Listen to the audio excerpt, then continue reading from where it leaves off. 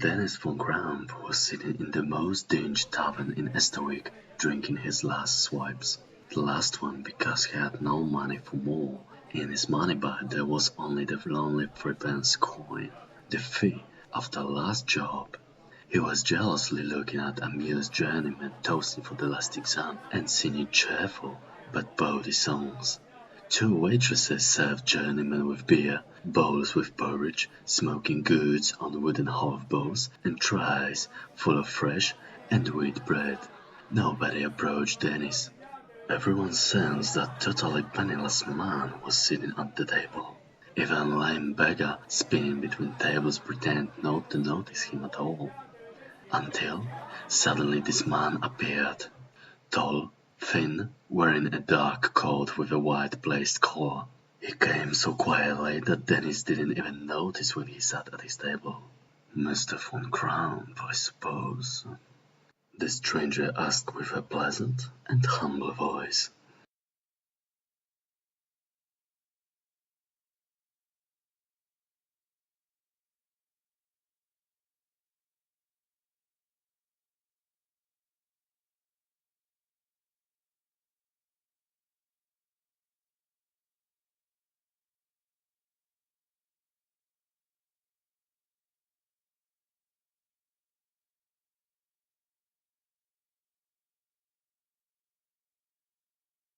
Dennis looked up.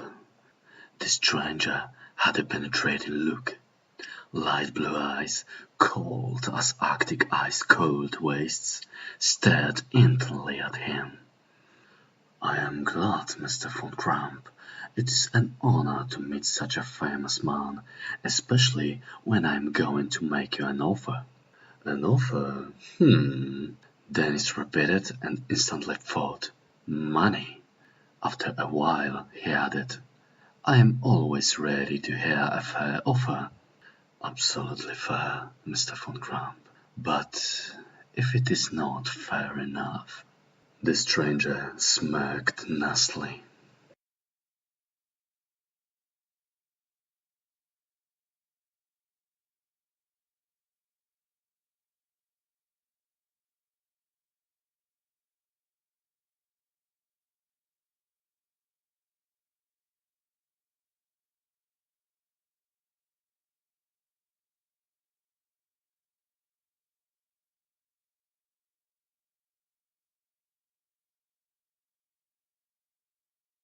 "Have I been deceived?" the stranger asked still quietly and politely, but Dennis felt a thrill, didn't know why. "I hate it when someone's trying to trick me, Mr. von Kramp."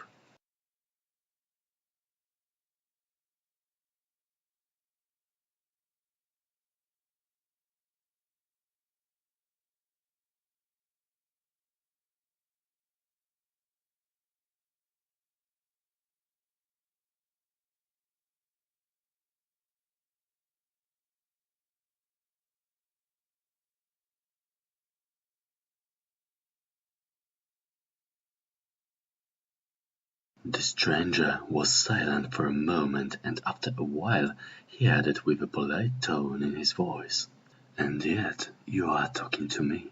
Maybe because thanks to me you will no longer have to sit there over the last mug of beer and wondering, for what, to buy the next one."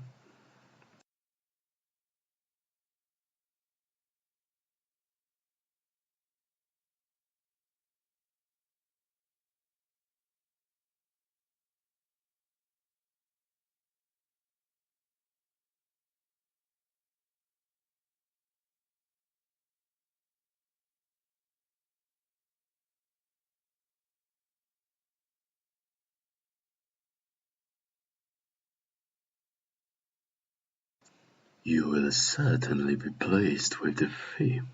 The stranger smiled, revealing surprisingly equal and white teeth that were rare in a city where the hygiene was as much care as human life. "I hope so, and for a good start let's drink a quart of beer," Dennis said. "Thank you, Mr. von Kramp, but I do not drink beer," the stranger said firmly, and added after a while, "However, Mr. von Kramp, if you like to, Please, do not be embarrassed. Something in his tone wondered Dennis. He truly wanted a small pint of this pea, which the innkeeper probably only called a beer by irony, but after a while he decided to give up this dubious pleasure. Dennis tapped his knuckles on the table. So, what is this thing you are talking about?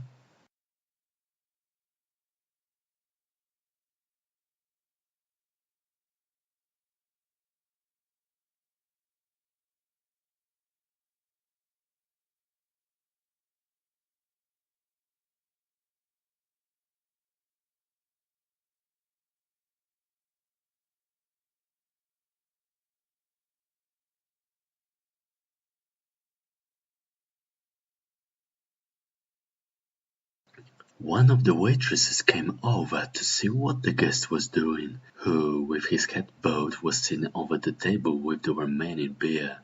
She screamed loudly, seeing a blood stream on the dirty counter. The guards who arrived did not manage to extract any meaningful information from either her or the amused guests. Nobody even noticed the presence of a darkly dressed man at Danny's table. No one knew what had happened in this corner of the inn. No one could feel that one careless word could have such deadly consequences.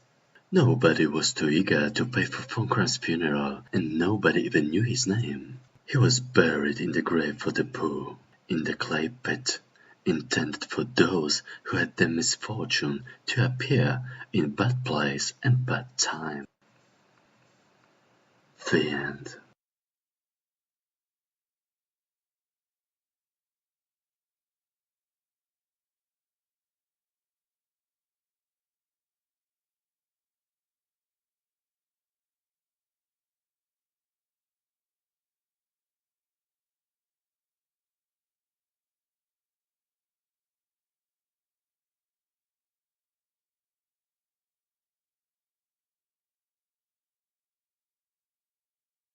The newcomer looked at Dennis as if to check if he was only kidding or he's really ready to give up on the income. But something convinced him that Dennis is not desperate enough to do anything for money.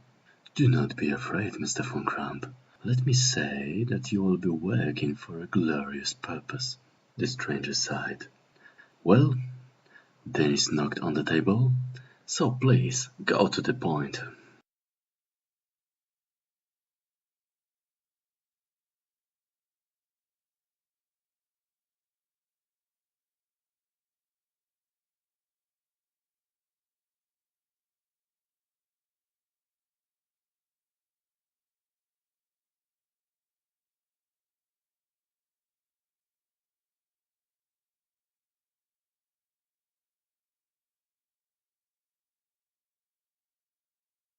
I have to emphasize only one thing, Mr. Von Kramp. This time, the voice did not sound so calm and gentle.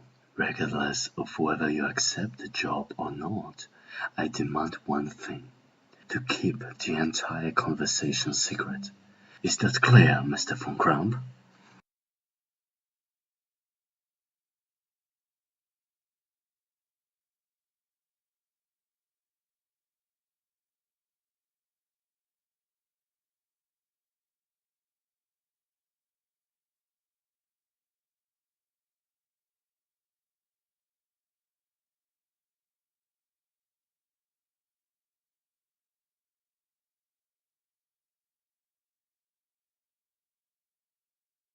The man looked at Denis silently. Well, let it be, and believe me that the discretion is in your interest too, Mr. Von Kramp.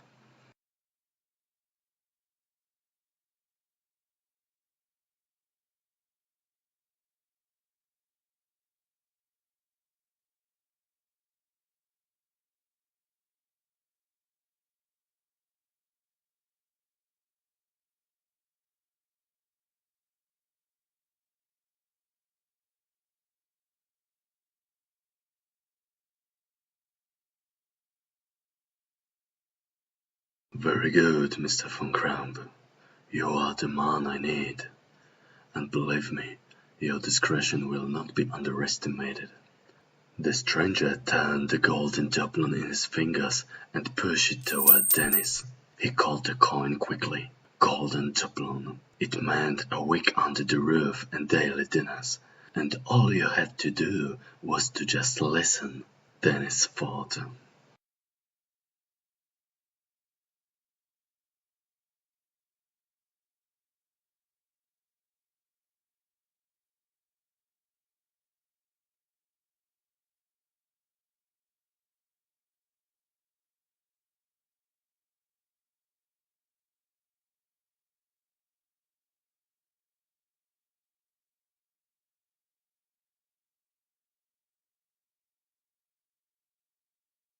Right, Mr. Von Crump. The dark-clad man pushed a gold coin on the table. It rolled gently into Dennis' hand. Golden doubloon. Von Crump did not even have to look at this item to know its value. No coin was as big as a doubloon. None could roll so heavily like a heavy gold wheel. For a doubloon, he could have survived for a week in Estwick. Every day, a roof over your head and hot meals, Dennis thought. Now, please listen, the stranger said.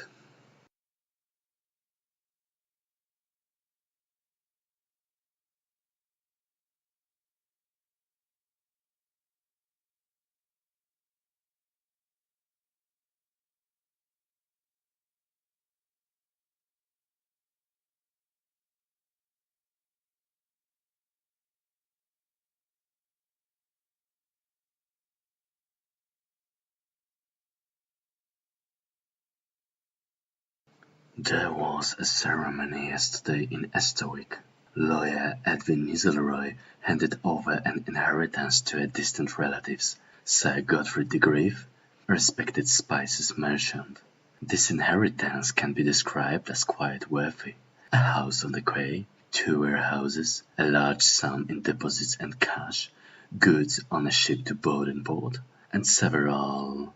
The stranger hung his voice as if he was searching for the appropriate one.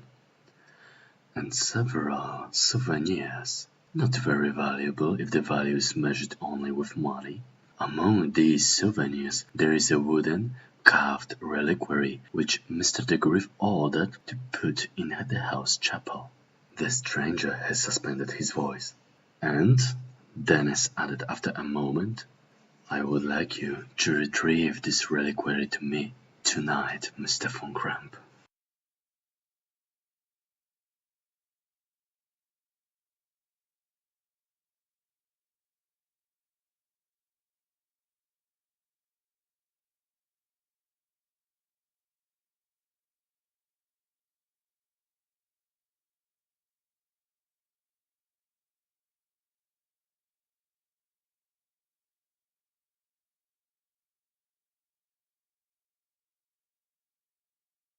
Mr. Von Crump, will your conscience be appeased by the information that the reliquary previously belonged to me, and in the possession of the merchant it came in, not entirely legal way?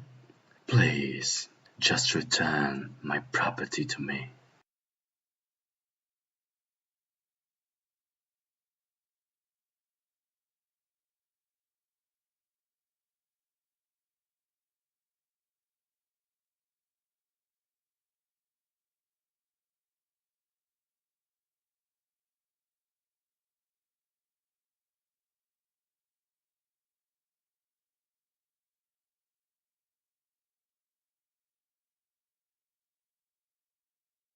My informant was right. You have no lack of intellect, so please listen carefully. The Griff's house is located in the corner of Revenue in the back of a large garden. You will not miss it. It is surrounded by a high steel fence. There should be only the service inside, because the owner will be at the party organized by the Guild of Merchants. It will make your task easier. I do not know exactly where the chapel with the reliquary is located, but one thing is certain. This is located on the first floor of the house. The search should not take you too much time. Please remember, I am only interested in the reliquary itself. Nothing more. When you'll get it, come here and whisper the word to the innkeeper.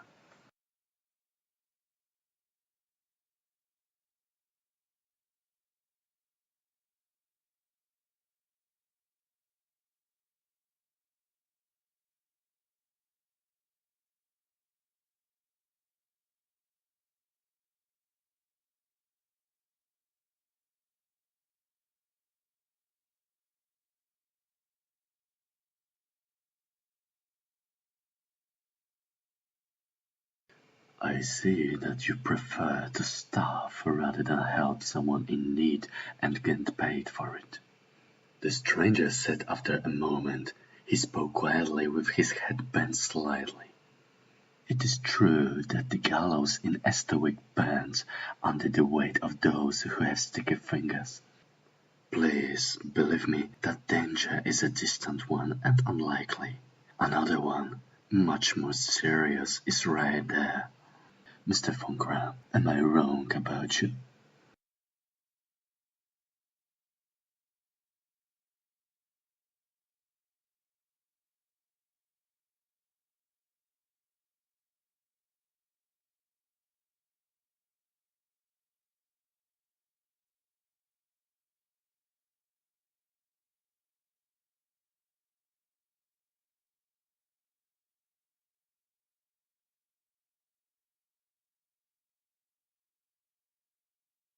The stranger threw another doubloon on the table.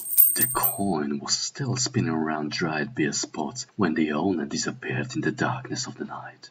Von Kramp gloomily watched the gold coin, not knowing if he had got into something ending with the formation of a strap on his neck or ending his financial problems. He sighed heavily, realizing he would not change anything while sitting in the inn. He got up, grabbed the doubloon, threw the last threepence coin on the table, and went outside.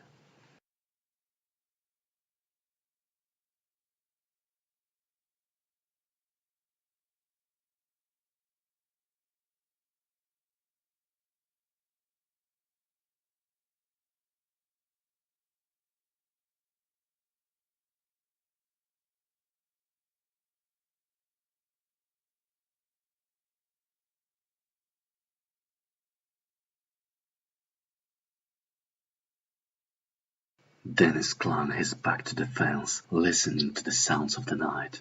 He heard the rustle of leaves on the trees, distant calls of night cats and branches creaking. Suddenly, just behind him, there was a soft growl. A hound! There was a dog in the garden. He turned around and saw a huge animal. Even the boar would have a respect for this creature. Von Kramp swallowed nervously.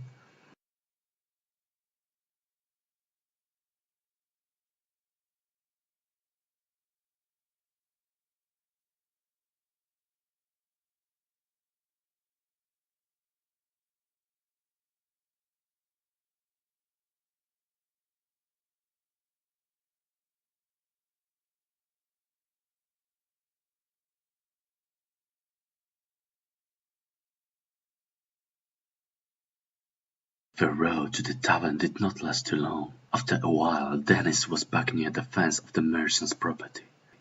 The hound was still there. Von Kramp pulled a bowl out of his pocket and threw the meat far, far away from the fence. The four-legged guard threw himself after it. Then Dennis quickly jumped over the fence and disappeared in the darkness of the garden.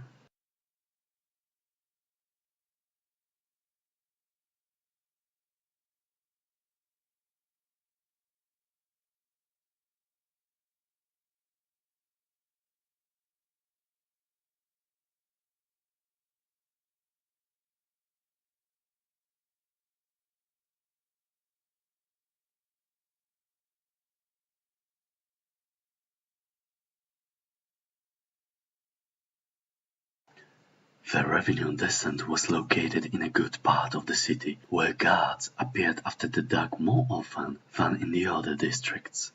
Appearance of a straggler caused dogs barking. Everyone lived here comfortably and prosperously. Von Kramp knew that getting into the garden would require extreme caution. If the city guards saw him jumping over the fence, an alarm would be raised immediately. That is why, in the merchant's district, he was very cautious. He was hiding in the shadows, using the cover of the fences and buildings. During his approach, he often listened to the sounds of the night. Here, unlike the Pole district, it was quiet and peaceful. Even the silence and peace could be bought for money, he joked in his mind.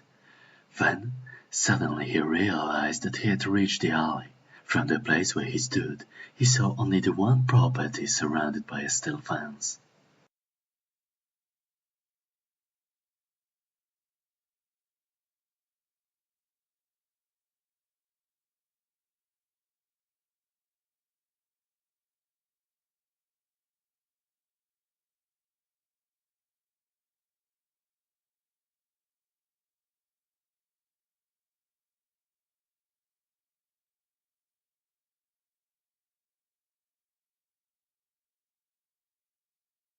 Dennis jumped, grabbed the fence rods, and landed with one neat jump on the grass in the garden.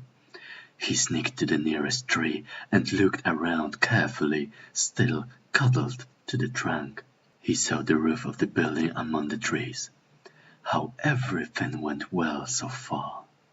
Suddenly, in front of Von Kramp, a large, heavily muscled dog grew up, leg off the ground. He fell on the intruder even without one snarl. Dennis tried to cover himself, ran away from the garden. Unfortunately, before he could take a step, the beast grabbed his throat with powerful fangs. The body of Von Kramp was found in the morning by a gardener. He left it lying on the grass in a pool of blood. "That's the third burglar this month," he muttered to himself and slowly returned home to inform the owner. The end.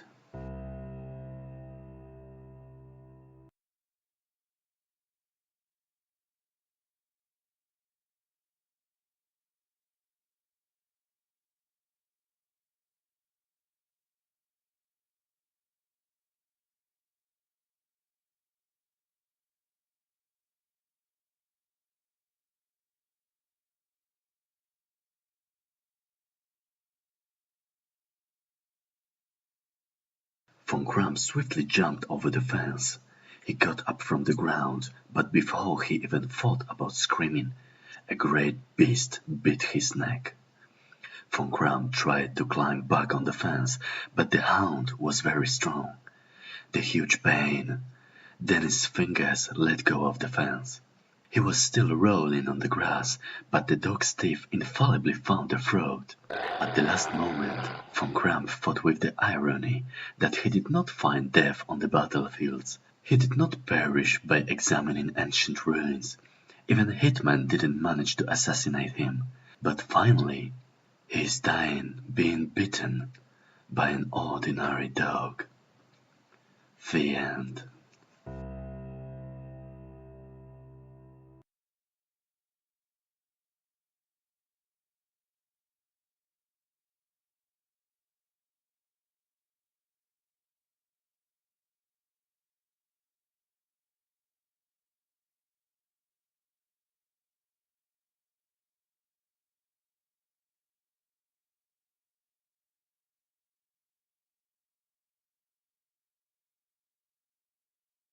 Dennis looked nervously over his shoulder, not entirely sure whether the four-legged beast stayed far behind him.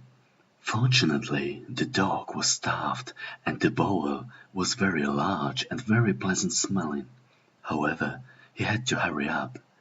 Von Kramp saw that the end of the large, lighted driveway ended with a wide staircase leading directly to the house. But this way was rather difficult to get inside without being noticed by inhabitants.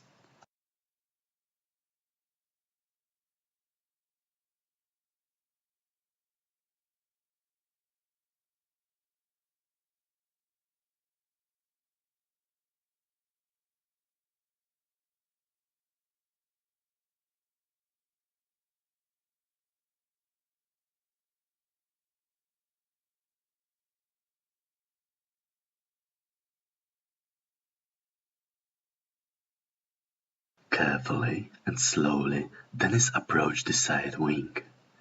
The white walls of the house were clearly visible. It seemed to him that he saw the glow of candles somewhere behind dark windows, but he was not so sure about it. He brushed the rhododendron bushes with his hands and noticed that the window of one of the rooms was ajar.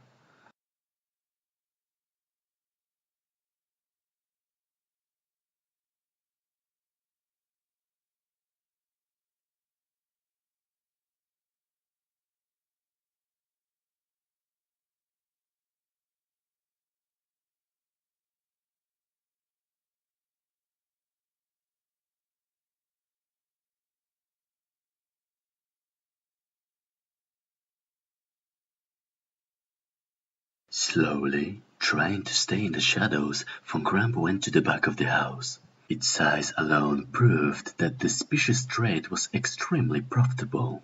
He noticed there a few big trees from which branches, with a little effort, perhaps it would be possible to jump to the balcony. He climbed on the tree nearby. Its size indicated that these were probably planted before the house was built. Getting to the balcony was already a child's play.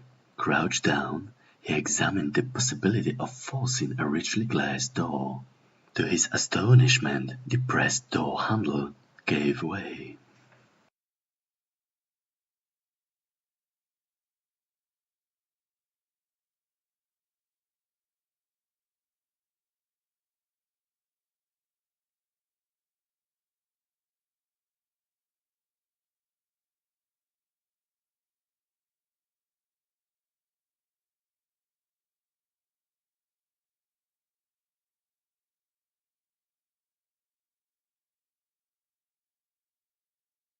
Carefully looking around, Von Kramp slowly approached the opened window. He stopped just next to it. He listened to the sounds of the darkness, trying to detect potential dangers. After a few minutes, he came to the conclusion that the open window was simply an effect of carelessness. Without problems, he got inside the house of the merchant de Grave. Then, he started adapting his eyes to the darkness and calmed his breath. Now, all that's left to do is to find the house chapel.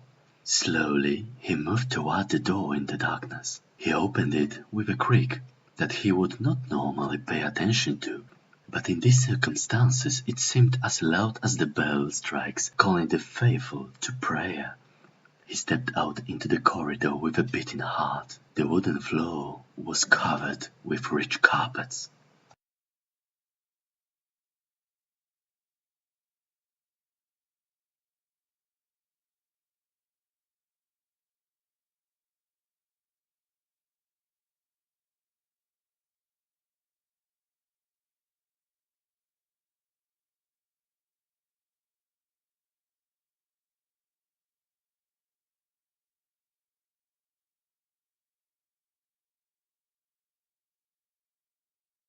He crossed the threshold carefully. It was quiet and dark inside. He was adapting his eyes for a few minutes to the darkness and calmed his breath. Perhaps the open balcony door were the effect of service carelessness. He watched the dark interior. He saw that the room and probably the whole house was luxury furnished. He could see the outline of the desk, chairs, and a small couch. Paintings hung on the walls.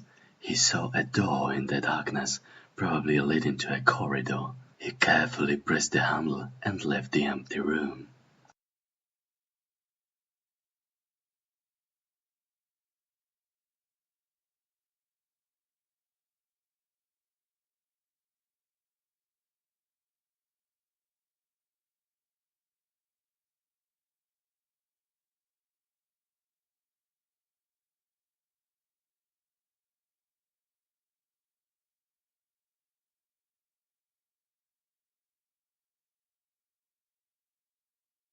Step by step, slowly, he walked down the hall. Thinking about the words of a mysterious stranger, he was looking for a stairs leading to the first floor. He saw a dim reflection of light on the walls. However, his eyes did not make him tricks. When in the garden it seemed to him that through the dark windows he saw a light. Hiding in the shadows, he approached the source of light. Carefully, he leaned over the edge of the corridor and saw the stairs he was looking for. He saw a candlestick placed on a small commode next to the wall. A servant, dressed in ornate livery, was sitting on the chair next to him. The problem was that to get to the stairs, Von Kramp had to pass by the servant. But who could have granted him that this elderly man does not sleep like a bear?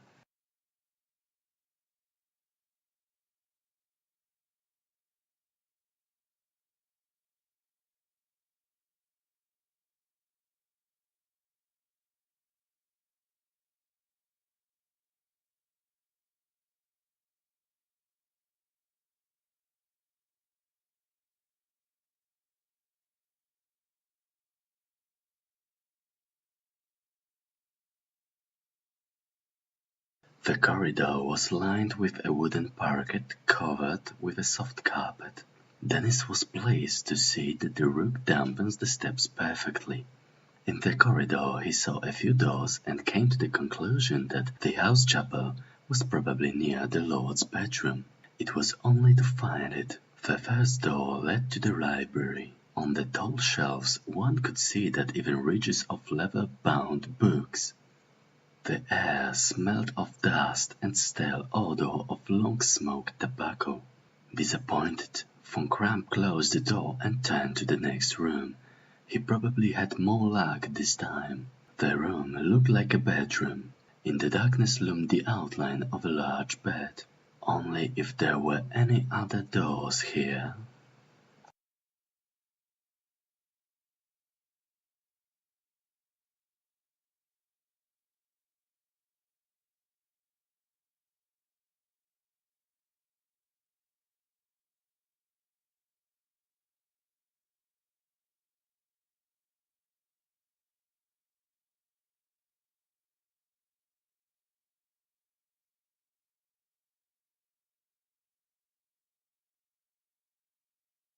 Von Kramp was observing the servant for a moment. It seemed to him that the elderly man was sleeping really hard.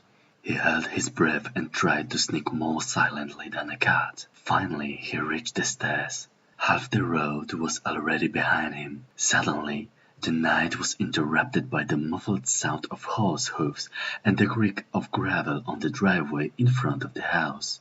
Von Kramp saw with an horror in his eyes that the servant was waking up. He ran up the stairs and for a long, eternal moment he hoped the butler did not notice him. Unfortunately, a shrill scream of "Help! Help! A thief!" heard the whole house.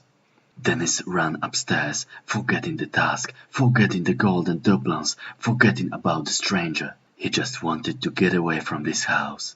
Behind him, he heard the butler's surprisingly fast patter and heavy breathing. He ran into some dark corridor and suddenly heard a bang.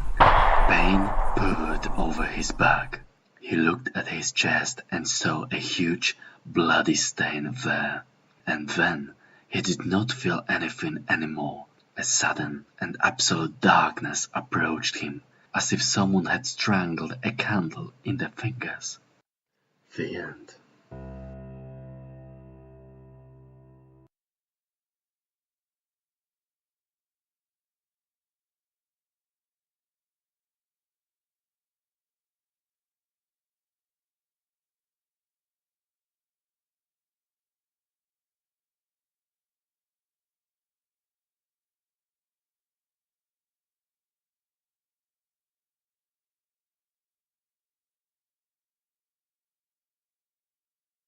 Dennis carefully closed the bedroom door behind him and tried to see anything in the darkness inside. He carefully looked around the room and finally noticed the door leading to the second, much smaller room. He stepped inside and his nostrils were struck by an intense smell, a note of incense smoke with something strange, something that reminded him of his old adventures. The smell he once felt in the forgotten tombs of the East. Von Kramp took out a candle from his jacket and decided to take a chance. There were no windows in the room, so no one would notice the flimsy flame. After a while he could look more closely at the room. It was certainly a house chapel. He could not know for which god or gods the altar was sacrificed to, but he did not care much about it either. He lifted the candle up. Something was hanging on the opposite wall, which probably belonged to the client. Richly decorated, especially on its walls. Reliquary. Von Kramp approached and carefully took it off the wall. He knew how unwise he was. He knew that the home relic could be guarded by traps or by an ordinary alarm. But something in the atmosphere of the room forced him to act and leave quickly. Perhaps it was this strange smell, or maybe these grotesque, monstrous figures sculptured on the wings of the reliquary. He put the captured object to the pocket and dosed candle. After a while he was already in the corridor. Suddenly he heard the muffled sound of horses' hoofs and gravel horsetail on the driveway. The grave has returned. Von Kramp quickly almost ran into the room from where he was going to the balcony. Desperately, he threw himself at the tree's branches, and after a moment he was on the ground. He quickly started observing the surrounding, trying to spot the dog somewhere, but this one evidently ran to greet the arriving master. He quickly jumped over the fence and ran to the tavern. Still panting, barely catching his breath, he stood in front of the innkeeper, staring at his rained, lichen-covered face. "He's upstairs, in the room above the mine hall." Dennis' head went up the stairs and opened a door without even bothering to knock.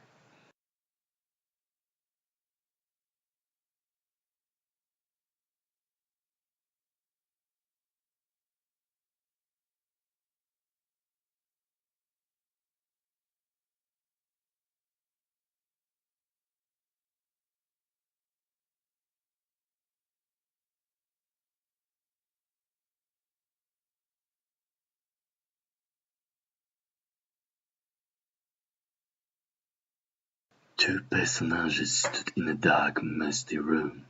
Darkness was illuminated only by the yellow glow of a candle burning with an uneven, spasmodic flame. Von Kramp.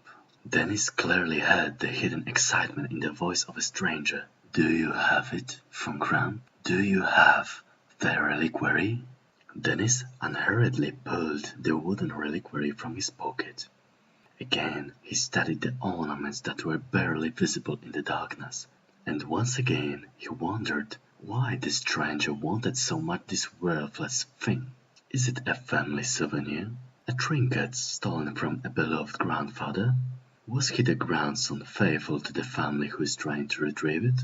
Von Kramp snorted a laugh in his mind. The man who stood in front of him did not look like he had ever had family sympathies. And he did not look like that he ever had his beloved grandpa. "Yes, I have the reliquary, and now I am asking for the fee." Dennis handed over the item captured from the spicy merchant. The stranger grabbed the reliquary and with trembling hands opened it. Firstly, he removed the first figurine, and delicately, very gently, he took something from the inside. Something tiny, shiny, a glass vial with an iridescent liquid. "Yes, yes, yes!" he exclaimed hoarsely and fell back to the stool. Deeply inclined, he kept the mysterious vial in his clenched hands, trembling all over his body. Dennis could only hear his heavy breathing. He took a step back. What was the whole thing about? The man in the dark cloak slowly looked up. "Do not be afraid, Von Kramp. Your mission has been completed. Just one more thing before we part away," he said, trying to be calm. Yes?" Then he stepped back and felt the wall behind his back. "You must know what is placed inside." He pulled out the iridescent vial, placed it on his hand, making it flashing in the light. "It's not my business, I just—" "No, Von Kramp, you must know!" the man shouted, and after a while he added more calmly, but he breathed heavily. "You must know. However, this story would seem to you very strange. I've been looking for the reliquary for years. For it! He shook the vial. It is here.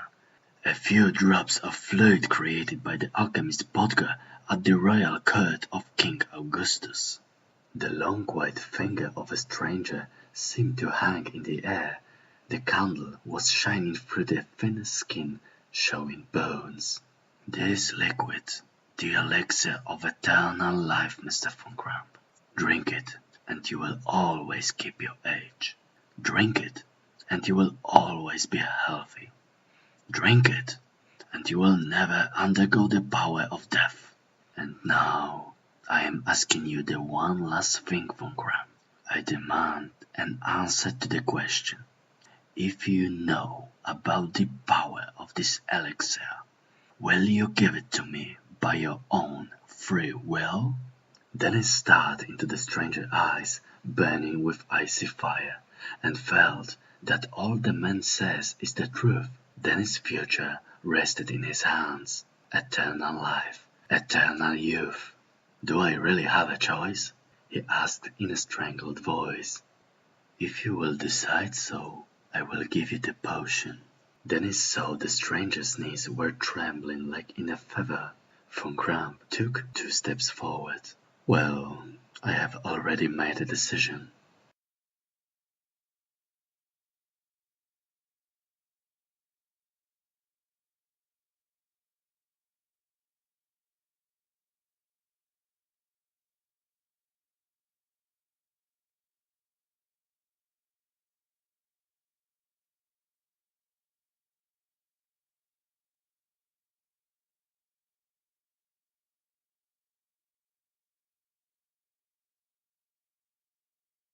The man sighed heavily as if he was about to die.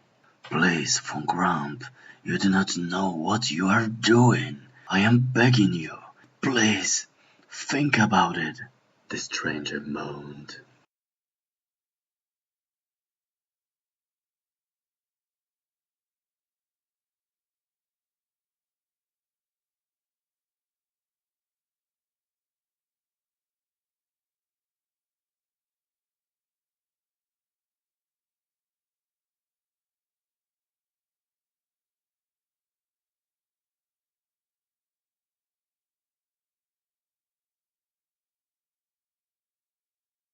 Here is your money.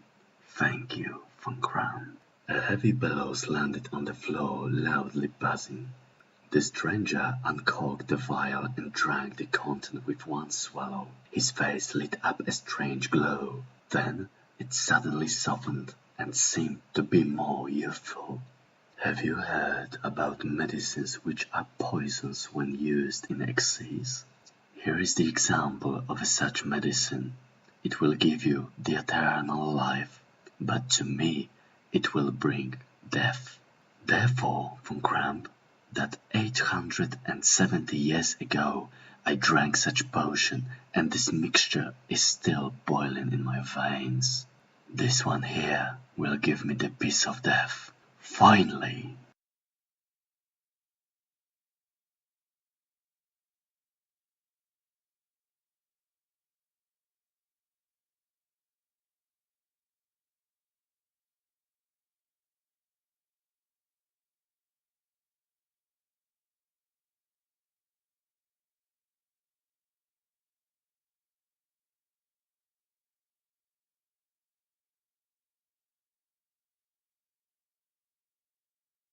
Dennis pulled the vial from the stranger's hand in one move. He saw a despair in his eyes, but he did not heed it. He uncracked the bottle and tilted the contents to his lips. He felt the salty taste on his tongue, and then the heat swept over his throat, esophagus, and viscera. Soothing heat, force, power. He knew that he would live forever. Now the stranger seemed to him as pitiful. How could he ever be afraid of him? Now it's the time for my story, Von Kramp. He heard a voice full of non-suppressed envy. And you will hear it with a dread in your heart. Have you heard about medicines which are poisons when used in excess? Here is the example of such medicine. It would give you the eternal life, but to me it will bring death. Therefore, von Kramp, that 870 years ago I drank such potion and this mixture is still boiling in my veins. This one here would give me a piece of death. Would. If not, you're great!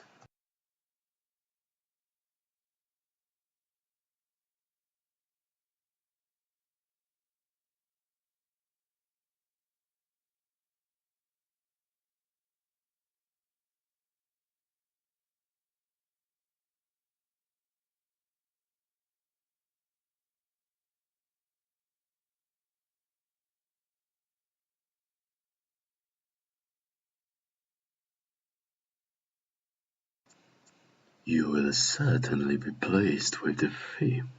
The stranger smiled, revealing surprisingly equal and white teeth that were rare in a city where the hygiene was as much care as human life.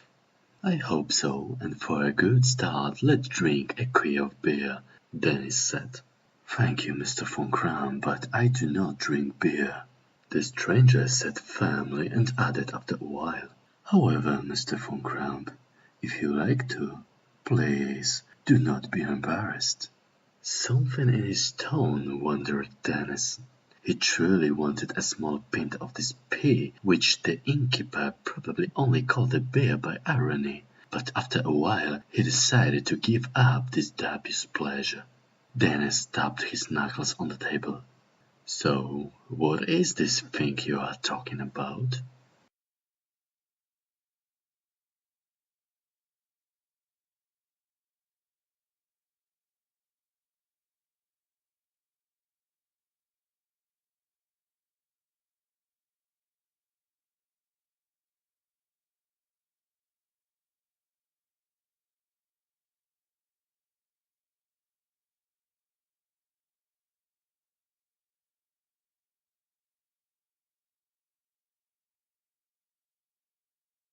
Do you know, von Kramp, what is it like to live and see that everything goes away?